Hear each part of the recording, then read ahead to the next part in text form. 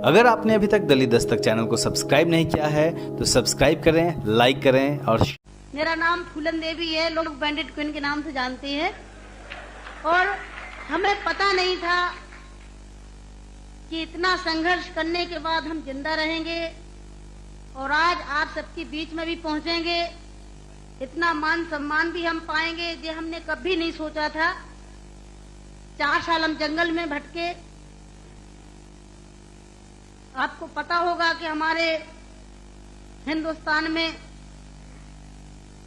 नहीं कहना चाहिए ऐसे मौके पर मैं कहूंगी, बताऊंगी जो मेरे पे बीती है कि हमारे सामंतशाही लोग, पैसे वाले लोग और खासकर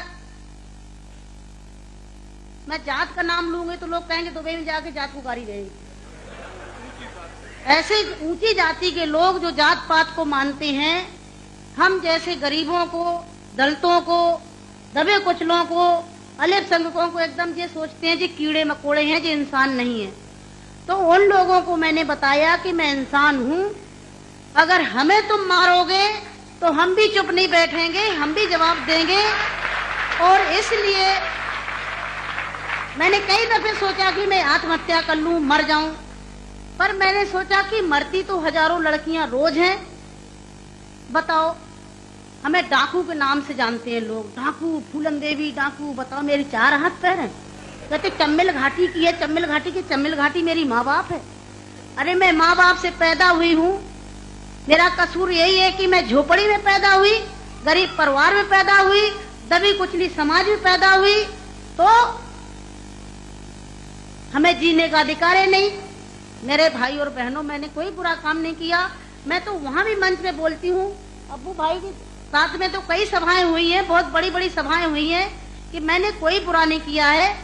आपने सुना होगा, सुना था, आप तो वहीं के सब रहने वाले हैं, कुछ हमारे भाई हैं यहाँ के, है कि एक सीता के कारण इतने बड़े जो रावण का आज तक पुतला फूंकते हैं, उसका यही कसूर था कि खाली एक औरत को उठा ले गया तो आज तक पुतला फूंकते हैं। मैंने क्या बुरा किया?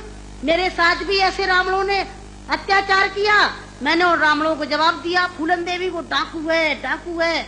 अरे वो तो माननीय मुलायम सिंह जी की देन है, नहीं नाम लेना चाहिए, जो आज हम समाज के अंदर खड़े हैं। और नहीं तो इतनी बड़ी साजिश रची थी, हमने कोई बुरा काम नहीं किया। जिन्होंने हमें सताया, हमें समाज में रहने लायक नहीं रखा, तो गुस्सा में इंसान अच्छा काम नहीं करता, गुस्सा में गलत ही करता है।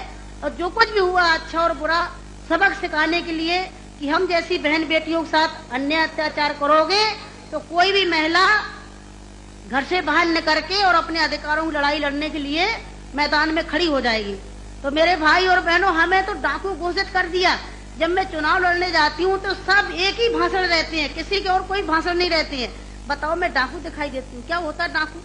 है, तुमने हमें सताया, हमें लूटा पीटा। डाकू तो वो बेईमान जो हम जैसी महिलाओं को लूटते पीटते हैं। तो मेरे भाई और बहनों, 4 साल में जंगल में भटकी, 11 साल में जेल में रही, और जेल में भी हमें पागलों के साथ रखा गया था। अच्छी जगह नहीं रखा गया, जहीं पागल महिला थी, पागल महिलाओं में रखा गया था। 11 साल तक हमें जेल में रखने के बाद कोर्ट में पेश नहीं करा गया। और जब जेल से छोड़े गए तो बहुत बड़ा हमारे हिंदुस्तान में तूफान आया कि इतनी बड़ी डाकू को छोड़ दिया गया, बहुत बड़ा अन्याय हुआ।